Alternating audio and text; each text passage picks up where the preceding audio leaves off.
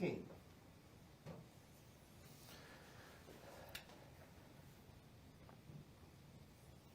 Ten. 5.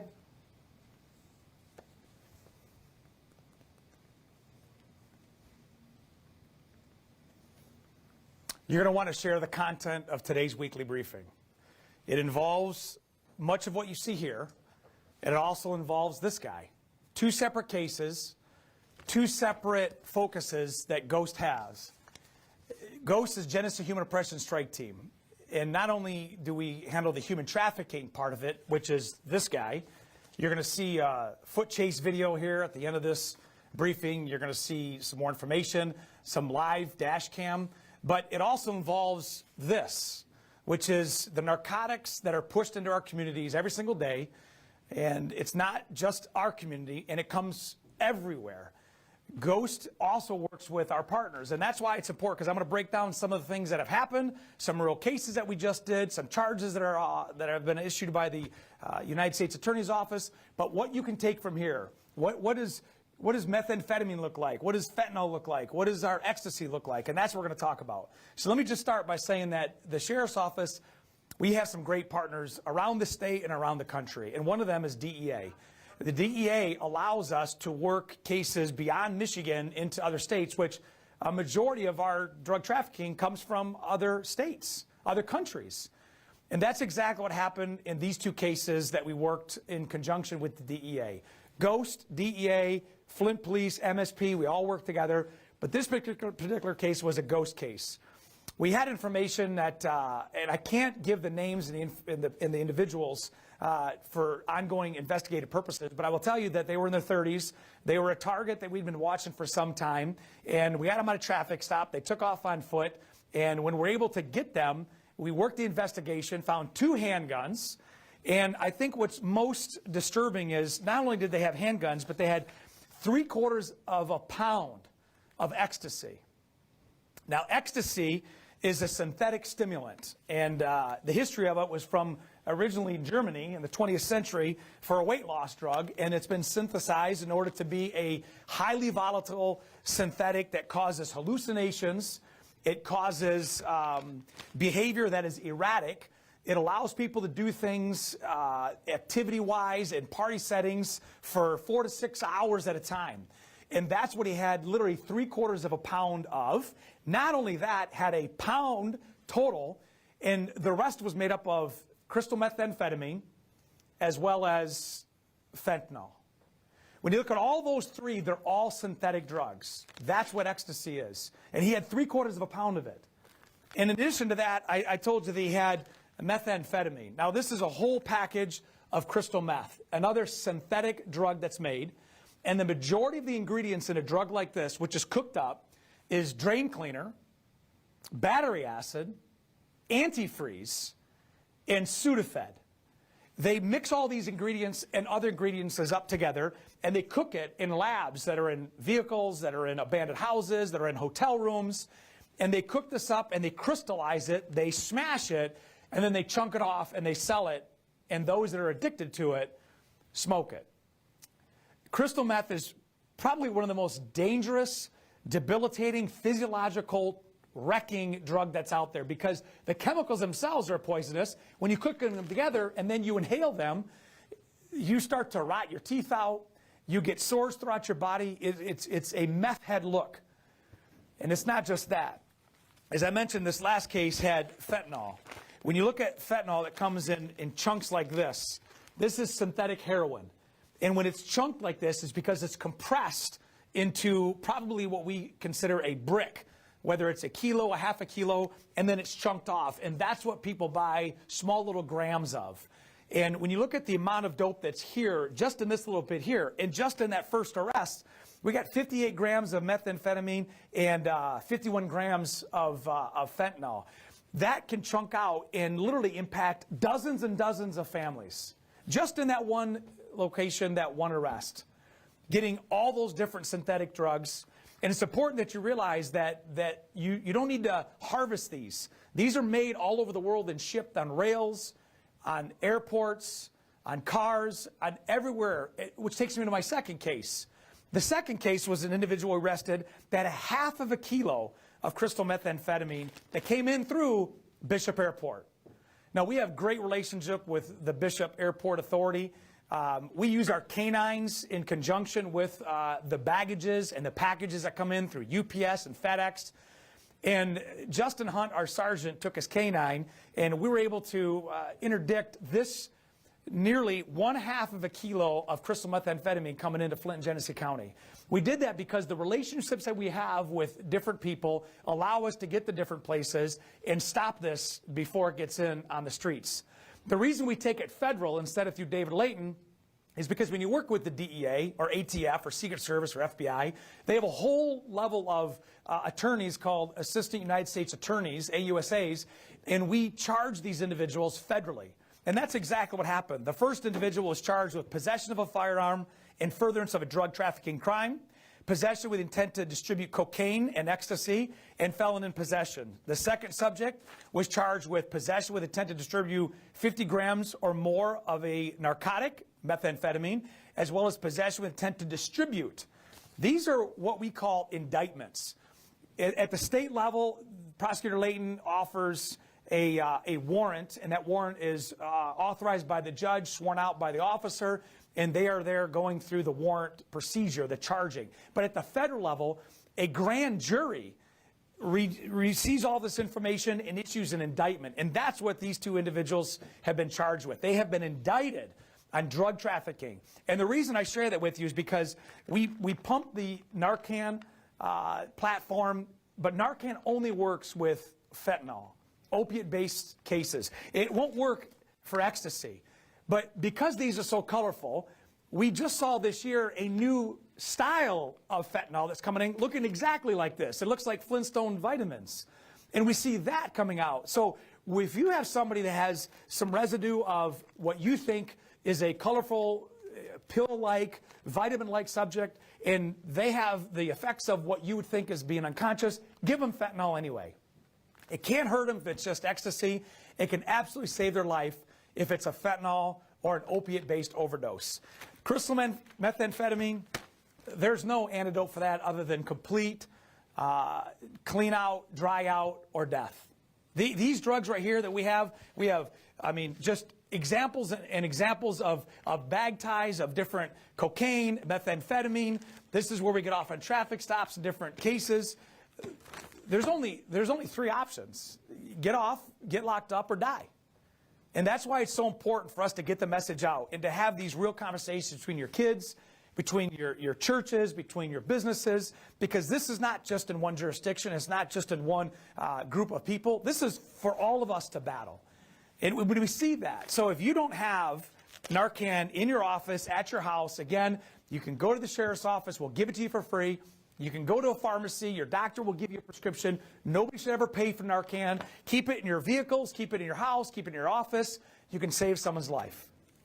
Now, we're going to open up for questions at the end with our media friends that are streaming it live, Channel 5, Mid-Michigan Now. But I want to get to the second, what I call the second platform of ghosts, and that is human trafficking. This individual has been charged with not only human trafficking. His name is Joseph Mitchell. He's also been charged with 2 counts of CSC1, 2 counts of accosting a child for immoral purposes, and 2 counts of child sexually abusive material. He's 38 years old, lives in Burton. I want you to hear how we got this investigation. Our friends at Hurley Hospital had a young victim come in, and that victim gave a story that allowed CPS, Child Protective Services, to be dispatched, who dispatched ghost team members to start the investigation. And that is a perfect scenario.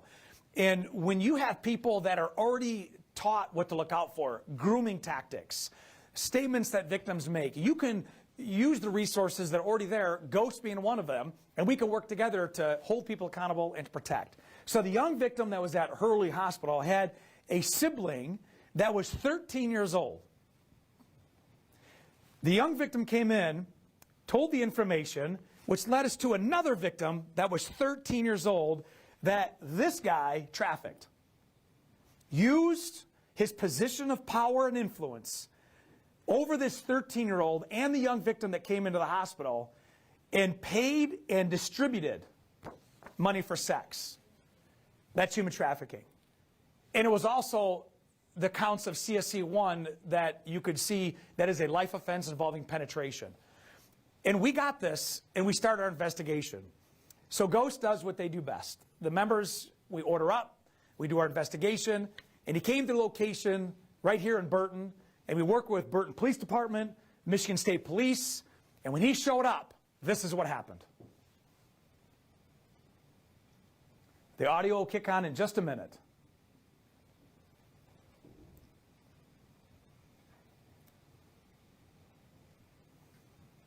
Takes off on foot. Officer chases. And there he is under arrest. I want to thank Hurley Hospital, Child Protective Services, Burton City Police Department, and the Michigan State Police because of what we were able to do. He's locked up in jail as we speak. He's got a $110,000 cash bond, and we know that there are more victims out there. And the reason we are so consistent and persistent using our media friends out there to get the message out is because we want victims to come forward. If they have a voice that needs to be heard, we want to hear it. If you are part of the addicted world, that you are hooked on ecstasy or meth and you need help, you can find help too. And we also want to send a message that Ghost will not stop. We are relentless. We're here to stay. We just completed our operations in our 43rd county in the state of Michigan. That means that we know that people come to this county from all over the state and around the country to assault our young victims, our children, that we're going to go find them. We're going to go hunt them down and bring them to justice, Peter Pagic being one of them. But we're also going to work with other sheriffs across the state because they come from afar. And we are going to release the 43rd county in about 2 weeks. But I want you to know that this is why we do what we do, but we need your help, which is why we do the Ghost Certification Program. Captain Kennemer and Sergeant Sprague are going to put in the comments right now a link right to our Ghost Certified Program. And this is for me to teach you what to look out for. And it is 3 videos, and I've said it before. One of our great investigators that retired from here, Dave Dwyer, was the interrogator for Larry Nassar, the Michigan State University doctor that assaulted just a plethora of young victims. You're going to hear from Dave Dwyer. You're going to actually hear from predators in their own voice on our audios. You're going to see videos and teachings that are going to show what grooming is. There's a study guide. There's a 30-point question test that you take, and at the end, it auto-populates to us. We give you a certificate. I sign it, but more importantly, you get the sticker. Now, why is the sticker a big deal? Because somebody out there may not be comfortable coming to law enforcement, but they see the Ghost sticker. We've been out there since 2018. People understand it's there to protect, it's there to hold accountable, and maybe they come to you as a mom, a dad, an aunt, an uncle, a business owner. Maybe they come to you because they see the sticker. I had a guy named Don come in today. He had a vehicle that he put his sticker on after he took the certification. He had to turn it back in for the lease. He said, I need another sticker because I got a new vehicle. Now, to Don, man, I appreciate that because law enforcement can't do it by itself. We need information. We need tips. We need to follow up. We need to do our part, but we need your part too. And that's what I'm hoping you do. Take the Ghost certification. We've done hundreds and hundreds of them just this month alone for people. There's no cost to it, and we want to get the information out, and we want to incentivize you to do it by getting a Ghost sticker. I'm going to open up for questions to the media right now. Again, if you have any concerns, if Joseph Tyler Mitchell has any involvement with anything in your family, you come forward. We'll give you the voice. We'll make sure you're protected. But know that he is held accountable, and he's in the county jail right now. Questions? Sheriff, talk about, you and I have been talking about this most of our careers, about just what's on this table and just what you talked about moments ago. This Genesee County as a whole has been this corridor for these 2 types of events. Been trying to knock it down. Are we making any progress? It's got to be very difficult for these agencies to kind of be that frontline person and try to kind of eradicate it when it continues to creep into our county. That's a great question. So Mike asked that, we've been doing this for a long time. There's careers, there's divisions built out for this. Does it get discouraging that it's still here after all these years? And the short answer is yes, but it's what we do.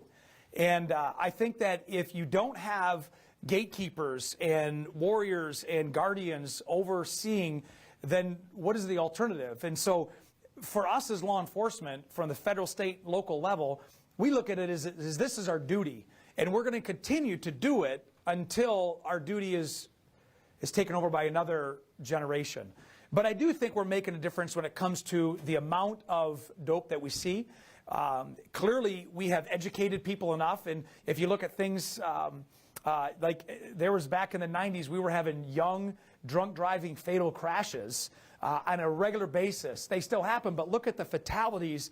And how did that happen? Because we educated, we hammered that. We made sure that people were protected and schools joined with law enforcement. I think we're doing the same thing with Narcan. When we go into places that would never have something to combat fentanyl, because that's what those folks do, not our folks. I think we're making a dent. I think that we're working better together. The Sheriff's Office has partners like we've never seen before, but we're going to stay vigilant. And I look at this. If we're able, as a GHOST team and other partners, to take this off the street, then this didn't get out there. And so that's a victory. Talk about the community as a whole. Last question for me. Looking for them to kind of rally around this and support these types of initiatives, and it's really what you said earlier, it's that public awareness and making sure that folks are aware of what these things look like, as well as being vigilant in your own community, because that's the first line of defense to help you folks out. So, to be vigilant, it takes all of us, and that's why I said in the beginning of this broadcast, I said use this information to teach, share to other people, because if you see something like this, and you've never been educated on what this could be, it could take someone's life. Ecstasy can cause people to run in front of traffic and to do things that would never, it removes all inhibitions. But if that education allows somebody to make a better choice because they're now aware of it, it's okay. And it's all age appropriate. My kids, when they were young, they're men now, we taught them everything. I showed them all this because I don't want them to be surprised. I don't want them to be caught off guard. And you need to use that. In the same thing in law enforcement. We need to trust the community. When you have tips, when you see something, say something. You can use anonymous times to call. You can stop in. But it's not just for the other person to handle. It's all of us. If there's something that's out there, then address it. If it's from your own family, they get help before it's a problem. Support proactive law enforcement across the country that is out there doing these kinds of investigations to get it before it gets out.